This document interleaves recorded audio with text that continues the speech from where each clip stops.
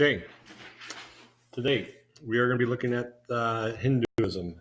Okay, now while we study religion, we need to make sure we look at religion as the gods as the creations of people. This goes against a lot of what you guys have believed in the past. Lola, there's my dog Lola. Lay down low. But we need to do it. Okay. When we look at religion or gods as the creation of people, then we can understand how cultures were developed and what their values were. If we flip that around, and this is the way most religions teach it, as the people as the creation of God, okay, then we're going to talk about religion. And then that drifts too closely to beliefs. Now, history and religion are very different. Okay, history is something we can go to and look at the facts and relate to those facts. Religion is something that's based on faith. Okay, you will have faith that a God created you. But as a historian, we got to take a step back and just say, no, we got to look at the people as creating the gods, because the gods are going to reflect the people's values. I will not teach you religion. Okay, I'm teaching you how to study it so we can have a good discussion. Okay, for religion and your religious beliefs, you need to go talk to your parents and your religious leaders. I've had students that were Hindu, Buddhist, atheist, agnostic, all forms of Christians, all forms of Islam, Jewish, all these types of students in my classes. And we need to understand each other. And to understand each other, we need to understand how all of us interpret God or the lack of God and why we do that. Okay, again, talk to your religious leaders and they'll teach you what to believe. I'm going to teach you how to study different cultures. So I'll teach you what other people believe, but I'm not going to teach you what to believe. Okay, with that, we'll go to Hinduism. Now, Hinduism, it's probably the oldest religion in the world. It has the oldest religious writings, and we can look at the other religions to see when they originated. But before we get to Hinduism, okay, we got to look at this region where Hinduism grew up. In that Indus River Valley, this is where Pakistan used to be. There was an ancient civilization called the Harappan civilization. It's really sad because we don't have a lot of information about it. In fact, it's a very small paragraph in our textbook. But Harappa is being studied. It is in Pakistan, in that Indus River Valley between Pakistan and India. And they were in a very advanced civilization. They had their own writing system. They had indoor plumbing. They had great cities that were well laid out. One mark of a city or a culture is its plumbing. Okay, how well do they dispose of their waste? And these guys were excellent at it. So when I look at an advanced civilization, you want to make sure that they have good plumbing because that tells you something about them. Now, the Harappan civilization fell about 1700 BCE. When you look right, let me get my little pointer on my mouse up there. When you look at this, C, circa 1700 BCE. Okay, they fell, and I think the next slide might illuminate why they might have fallen. Okay, the next slide probably tells us a factor that could have played in their fall. But before I get there too, each of these little cities out in the Harappan civilization probably had its own god. Most ancient cultures would have individual gods for each town. Even small neighborhoods or places in the town might have little shrines set up to local deities.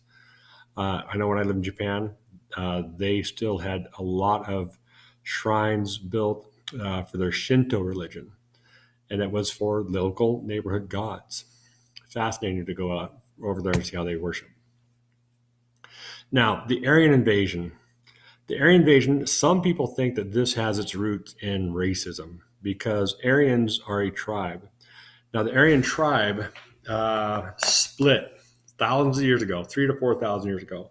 Some came south into India and some went north into Germany. Hitler claimed to be an Aryan tribe member. In fact, some of the symbols are repeated in Germany as they are down in India and also in Japan. Because the Aryan symbol, one of their symbols is the swastika. The swastika is seen as a symbol of hate, and you will see that symbol on Buddhist temples and Hindu temples too, because it's also seen as a symbol of good luck. And so the ancient Aryans carried that symbol with them. Now, the racist part of it is some people think that the people in India may not have developed a great culture without the Aryans coming down. When I look back at the Harappan civilization, okay, it kind of falls apart because when the Aryans came down, this said the Aryans invaded about 1500 BC. Okay, some of the information I saw said the invasion lasted from about 2000 on. Um, so the Aryans very much could have played a part in the fall of Harappan civilization. And when they got invaded, they lost their ability to read and write. They lost their great plumbing. They lost their great cities. And so, even though the Aryans may have been bigger and stronger, they weren't better. Okay, they came in, they destroyed what the Harappans had, put their own things into place, and lost a lot of those advances that Harappan civilization had made. Now, another thing that these Aryans did as they invaded, they typically in ancient cultures, when you went to war with another group, you would take your gods into battle with you. And if you beat the other side, your god was superior. If they beat your side, their god was superior. And we see this all throughout the Middle East, and also up into Europe, especially during the wars between the Protestants and the Catholics. And so there's a lot of things that we see where people will try to assert their God over the other people. Now, the Aryans didn't do that necessarily. When they came down and invaded, they would take over a city and allow the people to keep their local gods. But the local god was now subservient to the main Aryan gods. And so as they did this, they accumulated more and more gods. And so when you look at Hinduism later on, it has 320 million gods. It's a lot of gods. It's a lot of ways to interpret different parts of their religion. Let me get that gone. Now, the Hindu gods. You got three main gods. I am not one of them. But let me move my way over so you can see them. Okay, you have Brahman, who is the creator god. He created the universe, and everything in the universe is a part of Brahman. When I think of the Big Bang Theory, if Brahman is that little speck that blows up and creates the universe, okay, it makes good sense to me because here we have this little speck, it goes up, we continue to expand the universe. That is still part of the universe, okay, part of Brahman. Now, in Hinduism, every person has a soul or an Atman. Now, the goal is to break our cycle, the samsara cycle of rebirth. Hindus believe in reincarnation, and so you're constantly born into another body, another soul, or your soul is constantly reborn into other bodies, and you want to break out of that and achieve moksha, which is where your body separates or your soul separates and becomes part of that Brahman again. Also part of the Godhead are Vishnu, the preserver god, and Shiva, the destroyer god. It's fascinating to see that destruction part and the building part and the preserving part is all part of that cycle of worship. From what I've seen, I haven't found a Hindu devil. There isn't an equivalent to that. I think in Buddhism, they do have an equivalent devil type tempter, but I'll have to look that up for you. Eventually, though, like I said earlier, they get 320 million gods.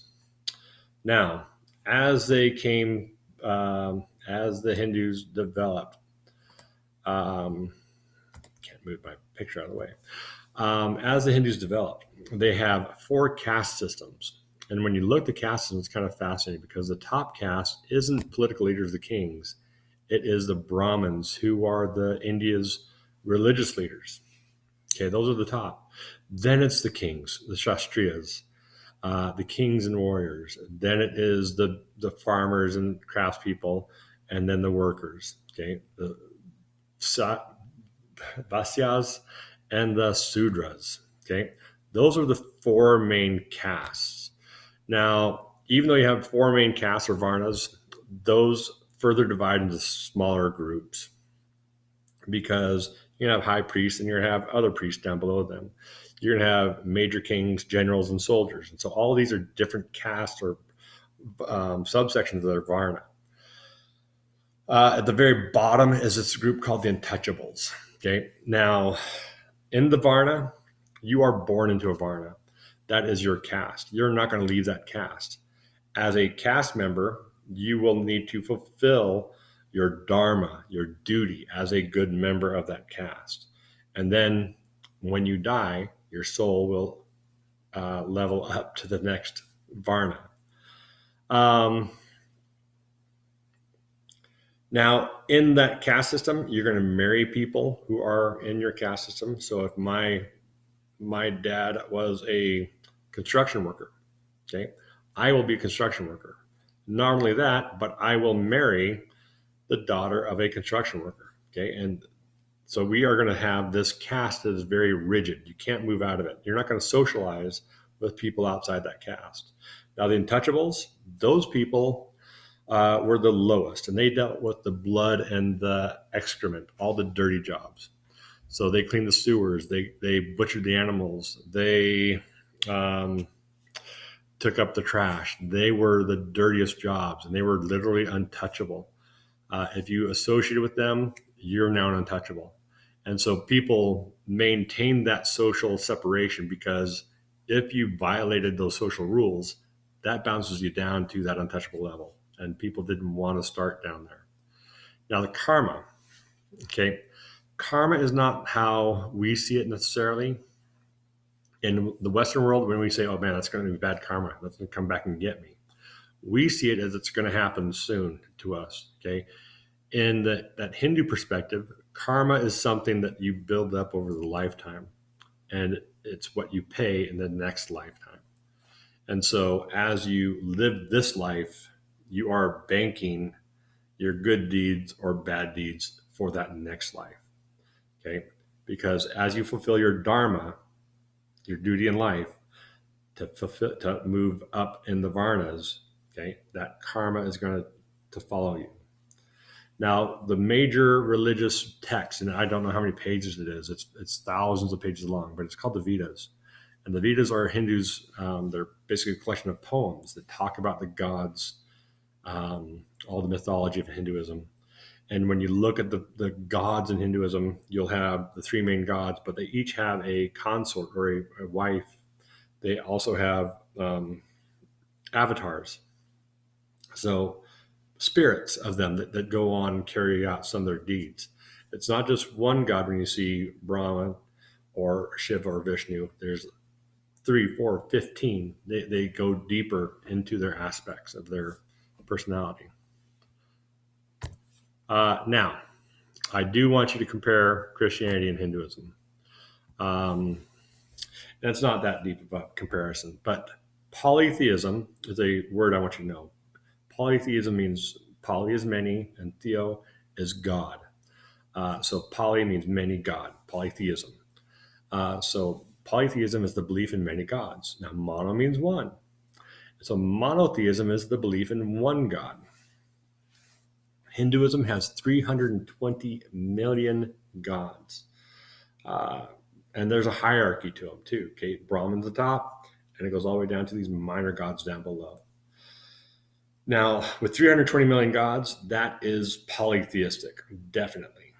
But Hindus will say, no, these 320 million gods are all aspects of one God. Okay, you might see them as cells in the body of God. And so they worship one God, is what a Hindu would say. Christianity, okay, Christians say they are monotheistic. They only worship one God. But most Christians worship the three heads of God, God the Father, God the Son, and God the Holy Spirit. So, but beyond that, many Christians go on to worship the saints. And those are thousands of people who have lived a life before that are now serving God and people. They work as messengers between us, the living, and God. And so you have thousands of people that are prayed to as saints or parts of the Godhead. And so when you look at these two things, how would you classify Hinduism and Christianity? Are they polytheistic, monotheistic, or neither, or both? And explain your answer. Okay, write a short little paragraph. Thanks for paying attention, and I'll talk to you guys soon.